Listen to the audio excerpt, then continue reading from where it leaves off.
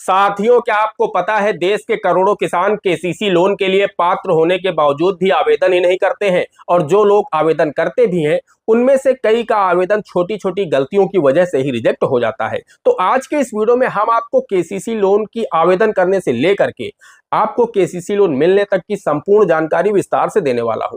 कौन कौन से दस्तावेज लगते हैं, क्या एलिजिबिलिटी क्राइटेरिया होता है, यानी कौन सी पात्रता शर्तें होती हैं, किन मानकों को आपको पूरा करना होता है तभी आपको केसीसी में 3% सब्सिडी मिलती है। सब कुछ हम आपको A to Z विस्तार से बताने वाले हैं। यानी केसीसी लोन मिलता कैसे है, आवेदन करते समय आपको कौन सी गलतियां नहीं करनी है जो ज्यादातर लोग कर देते हैं, जिनकी वजह से उनका आवेदन बैंक रिजेक्ट कर देता है। आपको आवेदन किस तरह से करना है, कौन कौन से दस्तावेज उसमें लगाने हैं, आपकी केसीसी लिमिट कम जमीन पर ज्यादा आपको कैसे मिलेगी, इस पर भी हम आपको जानकारी देंगे। केसीसी में आपको सब्सिडी कैसे मिलती है उसकी भी जानकारी देंगे। आपको मैक्सिमम कितना केसीसी लोन मिल सकता है, एज लेने की, जो केसीसी लोन है उसको प्राप्त करने की एज क्या होती है, सब कुछ आपको विस्तार पूर्वक बताने वाले हैं। नमस्कार दोस्तों, मेरा नाम है दीपक शुक्ला। आप देख रहे हैं हमारा YouTube channel A to Z banking information.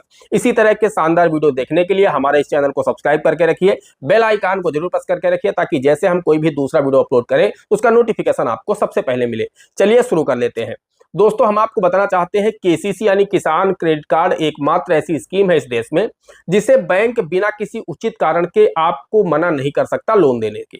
जी हाँ, यह सरकार की योजना है। अगर या बैंक के पास कोई उचित कारण नहीं है कि इस व्यक्ति को केसीसी लोन नहीं मिल सकता, तभी वो आपको लोन देने से मना कर सकता है। अदरवाइज अगर आप आवेदन करते समय जो मैं गलतियां आपको बताने वाला हूं उन गलतियों को नहीं करते हैं तो बैंक आपका आवेदन रिजेक्ट नहीं करेगा और साथ ही साथ आपको 10 दिन के अंदर केसीसी लोन भी मिल जाएगा। ये आपका अधिकार है। बैंक कोई अपनी तरफ से आपको खैरात में केसीसी लोन नहीं देता है। ये सरकार की योजनाएं हैं और ये किसानों के लिए चलाई जा रही हैं। तो हम आपको बताने वाले हैं कि पात्रता शर्तें क्या होती है। सबसे पहले आप लोग ये जान लीजिए कि एलिजिबिलिटी क्राइटेरिया केसीसी के लिए सरकार ने क्या रखा है। अगर आप उसे पूरा करते हैं तो ही आप लोग इस वीडियो में आगे बने रहिएगा। आपको हम विस्तार पूर्वक एक एक जानकारी देने वाले हैं, बहुत ही सरल और बहुत ही आसान भाषा में, ताकि हर व्यक्ति की समझ में आ जाए। जो पढ़ा लिखा है उसकी भी समझ में आ जाए, जो पढ़ा लिखा नहीं है उसकी भी समझ में हमारा ये वीडियो आ जाएगा। बस इस वीडियो को शुरू से अंत तक देख लीजिएगा। वीडियो हो सकता है थोड़ा लंबा हो जाए क्योंकि हम आपको आज केसीसी का कोई भी पॉइंट नहीं छोड़ेंगे, A to Z पूरी जानकारी देंगे।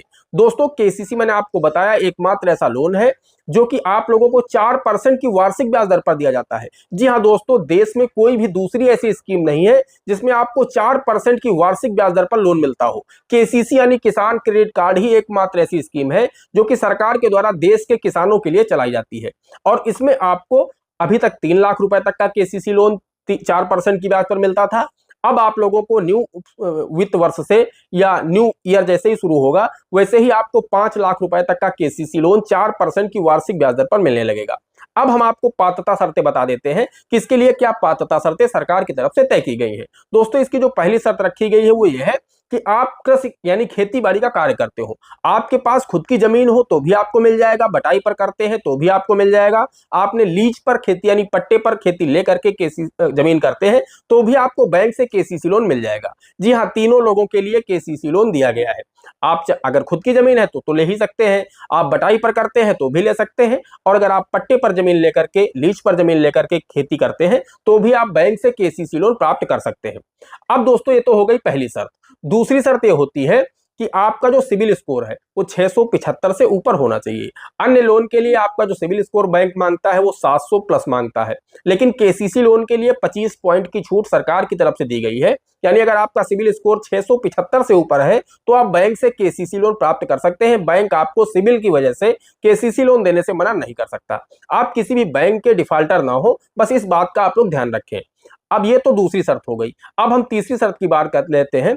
तीसरी शर्त यह है कि आपकी जो एज है, यानी जो भी केसीसी लोन के लिए आवेदन कर रहा है उसकी उम्र 21 से 65 वर्ष के बीच होना चाहिए। यानी 21 वर्ष से उसकी उम्र कम ना हो और 65 वर्ष से अधिक ना हो। अगर उसकी उम्र 65 वर्ष से अधिक है तो भी उसे केसीसी लोन मिल जाएगा, लेकिन उसके साथ में एक 21 से 65 वर्ष के बीच का कोई भी व्यक्ति उस खाते में सह खातेदार के रूप में जुड़ेगा और फिर वो ज्वाइंट केसीसी बनाई जाएगी। यानी उसके परिवार का कोई भी व्यक्ति जुड़ सकता है जो उसका ब्लड रिलेशनशिप में हो, उसका लड़का हो सकता है, उसका नाती हो सकता है, पोता हो सकता है, कोई भी पर्सन, उसकी बेटी हो सकती है, उसकी पत्नी हो सकती है, कोई भी उसके साथ जुड़ सकता है। मान लीजिए कोई ऐसा आवेदक है जिसकी उम्र 80 साल हो चुकी है और वो केसीसी लोन लेना चाहता है, तो ऐसा नहीं कि बैंक उसे केसीसी लोन नहीं देगा, लेकिन फिर ज्वाइंट में केसीसी लोन मिलेगा उसे। जमीन उसी व्यक्ति की होगी, उसका भी हस्ताक्षर और अंगूठा लगेगा, और साथ में जो सह खातेदार जुड़ेगा उसका भी हस्ताक्षर अंगूठा लगेगा, और उसकी तरफ से भी एक एफिडेविट बैंक को दिया जाएगा। तो कुल मिलाकर के उसको भी केसीसी लोन मिल जाएगा।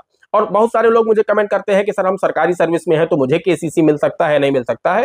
तो ये सभी को मिल सकता है केसीसी लोन। जी हाँ, जिसके नाम पर भी कृषि योग्य भूमि है वो तो केसीसी लोन ले ही सकता है, भले ही वो गवर्नमेंट सर्वेंट हो या किसान हो या कुछ भी कार्य करता हो। और जो लोग खेती बाड़ी का कार्य करते हैं और बटाई पर या पट्टे पर जमीन लेकर के करते हैं, वो लोग भी केसीसी लोन प्राप्त कर सकते हैं। बस यही शर्तें होती हैं, अगर इन शर्तों को आप पूरा करते हैं तो आप केसीसी लोन के लिए पात्र हैं। अब हम आपको दस्तावेज बता देते हैं कि कौन कौन से डॉक्यूमेंट आपको लगाने हैं ताकि आपका आवेदन रिजेक्ट ना हो और आपको ज्यादा से ज्यादा केसीसी लोन मिल जाए कम से कम जमीन पर।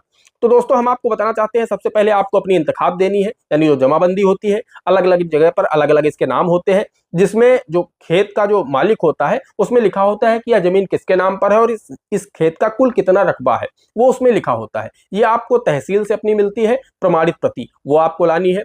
उसके साथ में आपको खसरा देना होता है जिसमें फसल चक्र लिखा होता है। बहुत जगह पर लेखपाल महोदय अपने हाथ से बना करके देते हैं और बहुत जगह पर भी ऑनलाइन भी निकलने लगा है। तो उसमें फसलें लिखी होती है कि आपने पिछले वर्ष अपने खेत में कौन कौन सी फसलें बोई थी और अभी मौजूदा समय में आपने कौन कौन सी फसलें अपने खेत में बो रखी हैं, वो उसमें लिखा होता है।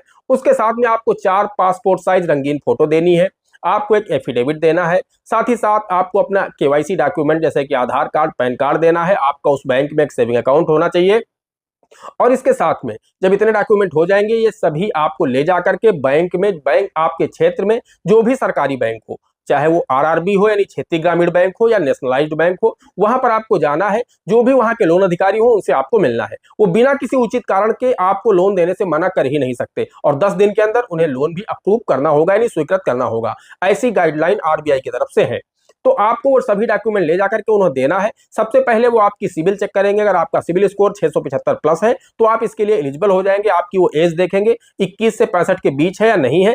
अगर नहीं है तो फिर ज्वाइंट केसीसी आपका बनाया जाएगा, उसमें आपके साथ में जो दूसरा व्यक्ति जुड़ेगा उसकी भी सिविल चेक की जाएगी। अगर आपका सिविल स्कोर ठीक निकलता है तो बैंक के पैनल के जो एडवोकेट होते हैं उनका वो आपको कार्ड दे देंगे कि आप इनके पास चले जाइए, इनसे 12 साल बनवा लीजिए। यानी एक 12 साल रिपोर्ट होती है 12 सालों की आपकी जमीन की, वो बैंक के पैनल के एडवोकेट के माध्यम से बनती है।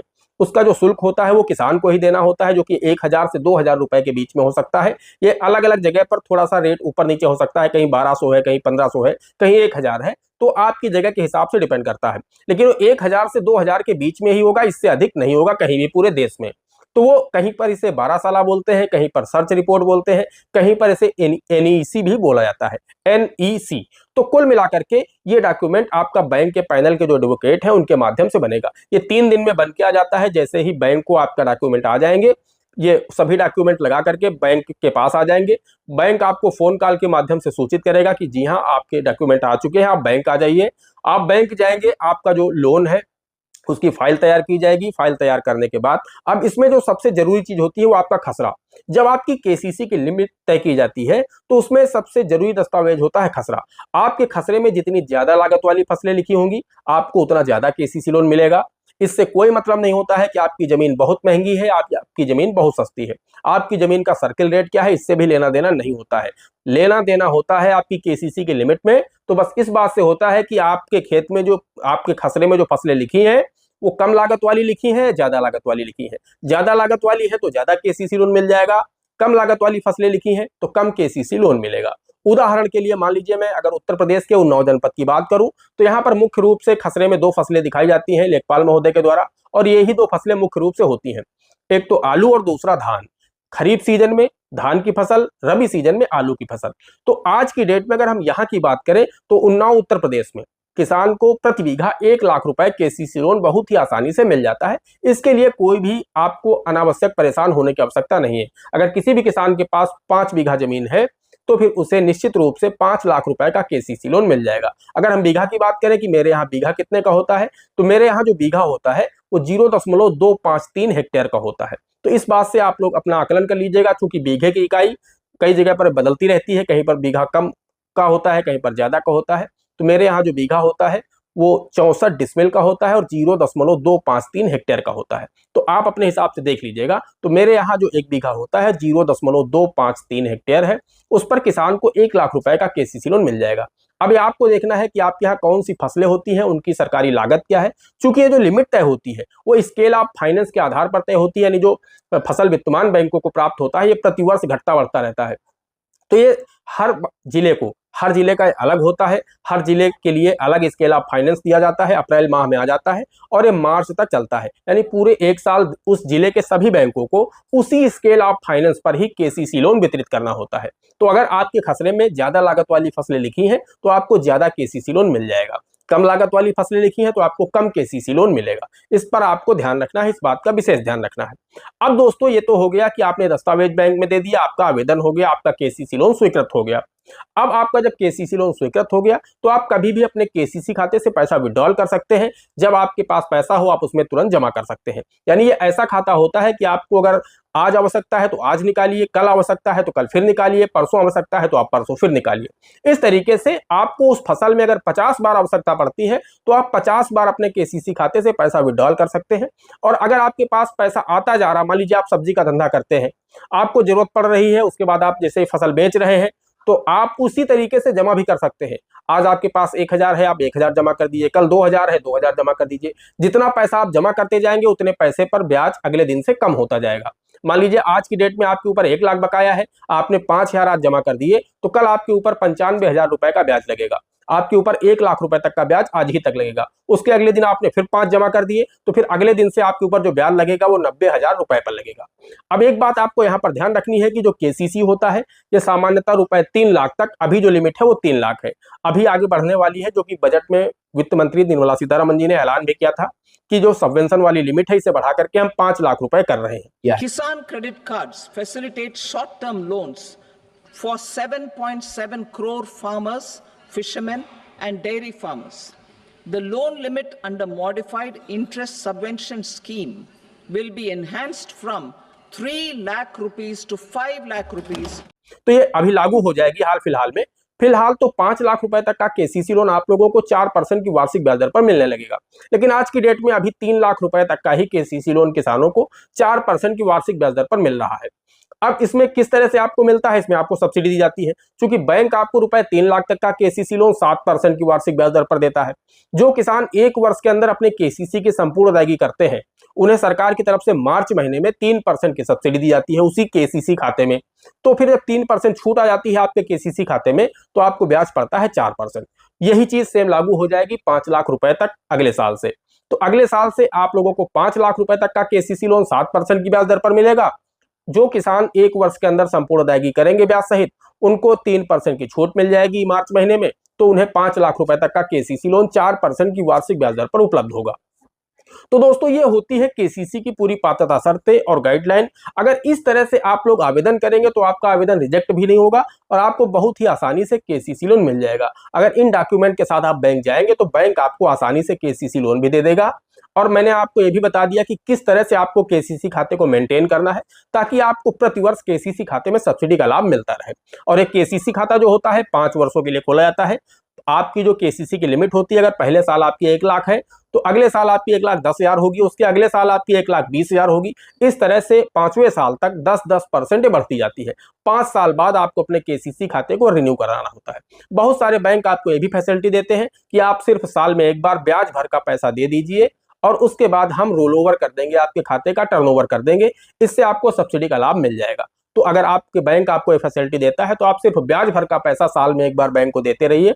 पूरे जीवन आप केसीसी खाते का पैसा अपने पास रखिए और आप उसका उपयोग करिए। आपको बहुत ही कम ब्याज दर पर सरकार की तरफ से केसीसी लोन उपलब्ध कराया जाता है ताकि जो किसान है वो साहूकार के पास न जाए। उसको जब भी फसलों में पैसों की लागत की आवश्यकता हो तो वो आकर के बैंक से विड्रॉल करे और अपनी फसलों में लागत लगाए। जब उसकी फसल पक करके कट करके तैयार हो जाए तो इसकी जो अदायगी सीमा मैंने आपको बता दी 1 वर्ष है।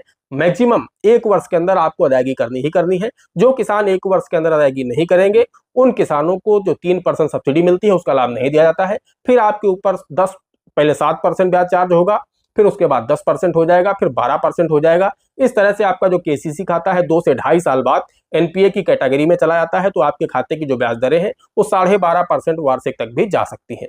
दोस्तों आशा करते हैं आपको वीडियो पसंद आया होगा। अगर वीडियो पसंद आया है एक लाइक करना, चैनल पर नए हैं पहली बार आए हैं, इसी तरह के वीडियो आगे भी देखना चाहते हैं तो हमारे इस channel A to Z banking information को सब्सक्राइब करके साथ में बेल आइकन को जरूर प्रेस कर लीजिएगा, ताकि जैसे हम इस तरह का कोई भी दूसरा वीडियो अपलोड करें तो उसका नोटिफिकेशन आपको सबसे पहले मिले।